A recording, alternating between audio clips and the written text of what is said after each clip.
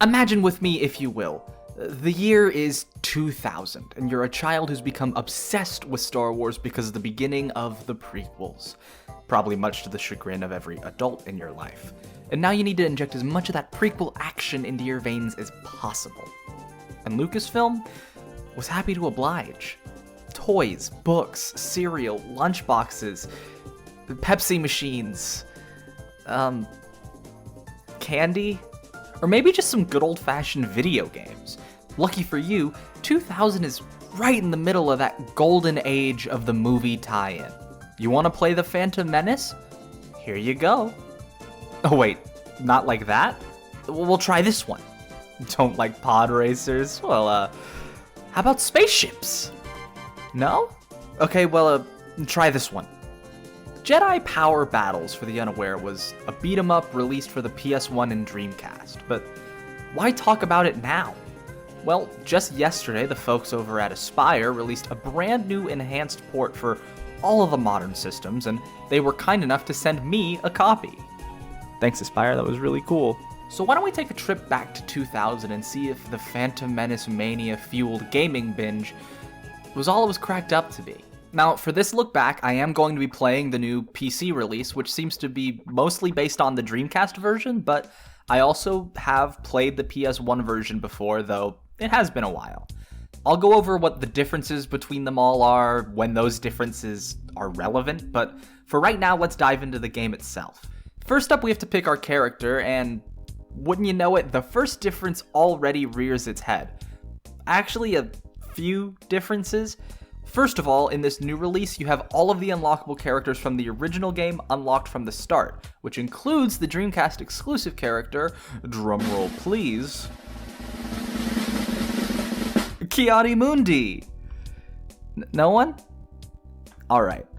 Another difference that's present here is in the PS1 version, you have this cool Jedi Council room screen to select your character, and here and in the Dreamcast version, it's more of a photo thing.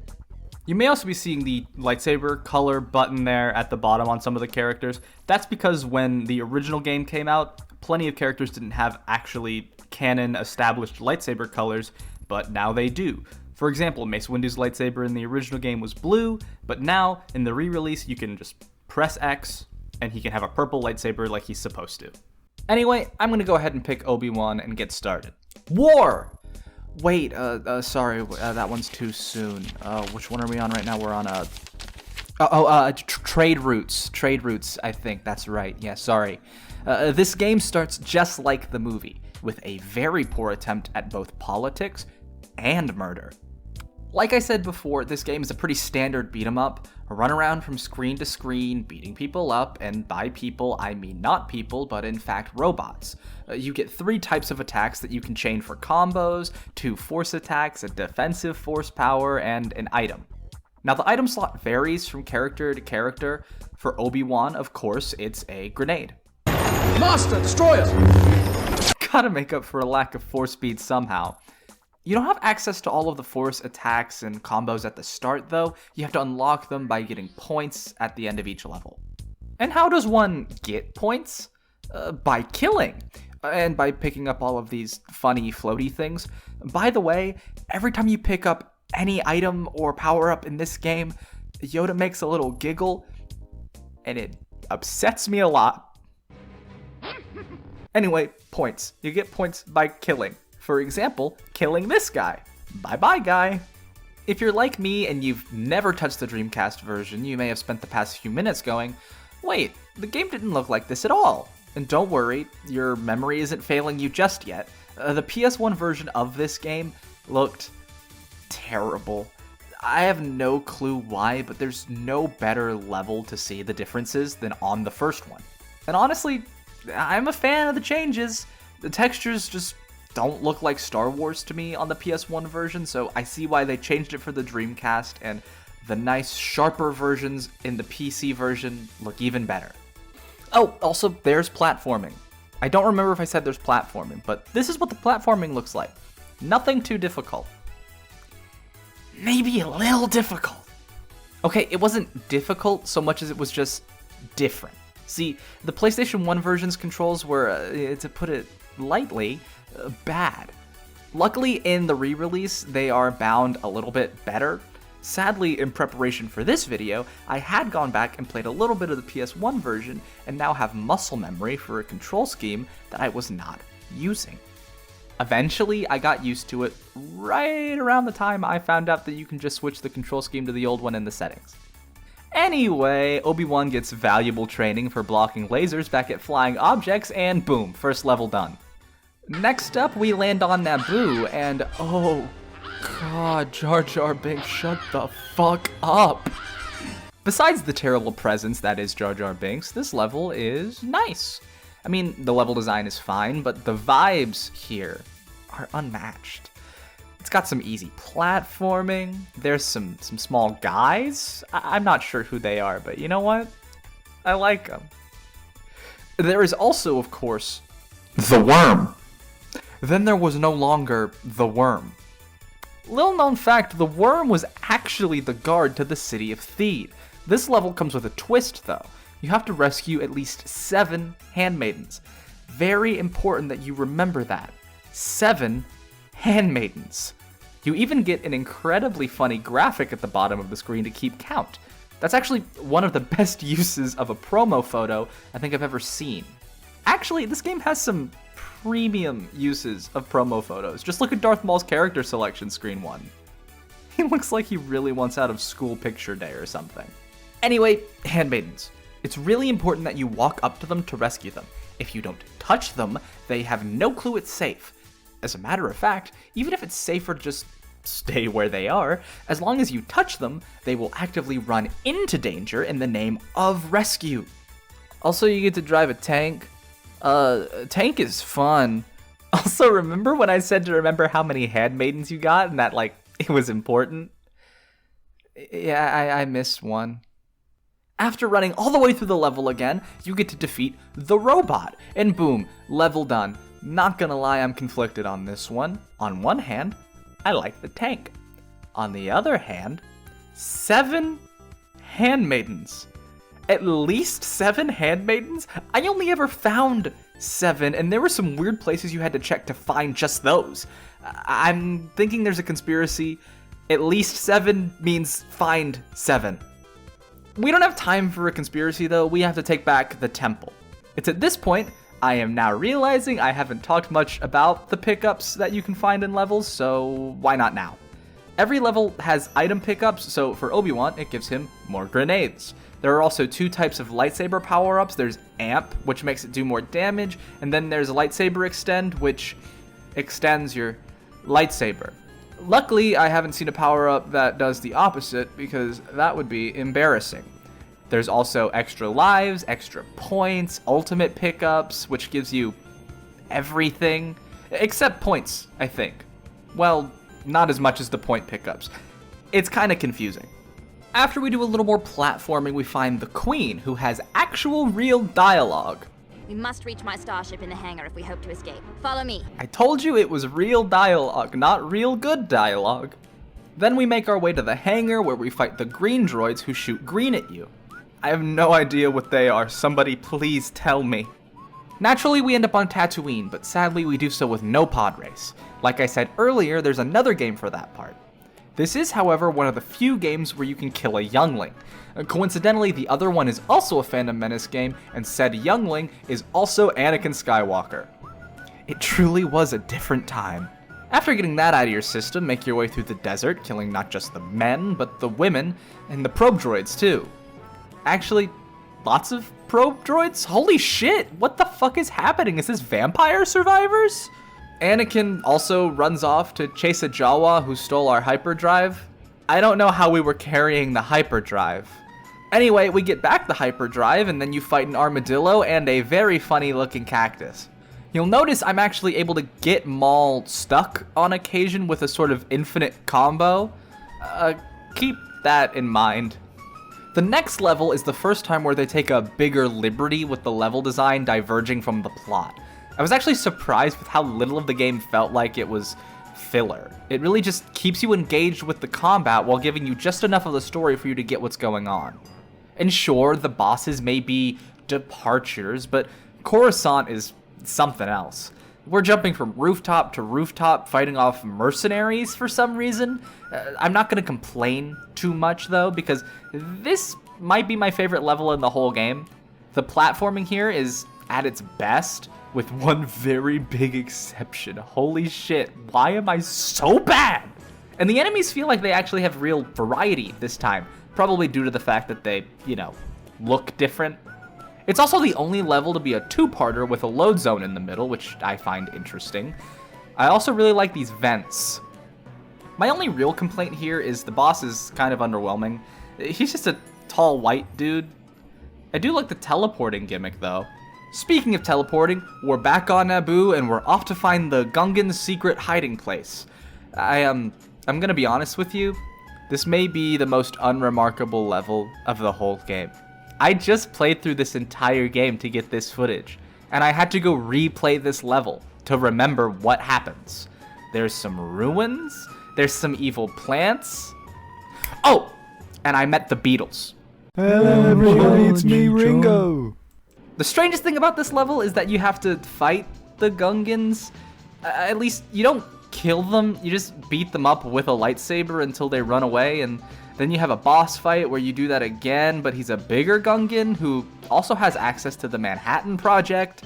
Maybe it was just a show of dominance because Boss Nass comes out and oh my god.